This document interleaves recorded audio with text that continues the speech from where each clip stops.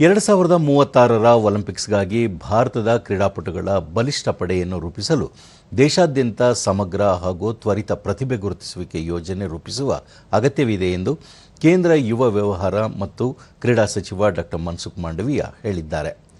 ಭಾರತೀಯ ಕ್ರೀಡಾ ಪ್ರಾಧಿಕಾರದ 63ನೇ ಆಡಳಿತ ಮಂಡಳಿ ಸಭೆಯ ಅಧ್ಯಕ್ಷತೆ ವಹಿಸಿ ಅವರು ಮುಂದಿನ ಒಂದು ದಶಕದ ಭಾರತದ ಕ್ರೀಡಾ ಮಹತ್ವಾಕಾಂಕ್ಷೆಗಳಿಗೆ ಅಗತ್ಯವಾದ ಸಿದ್ಧತೆಗಳು ಈಗಿನಿಂದಲೇ ಆರಂಭವಾಗಬೇಕು ಎಂದರು.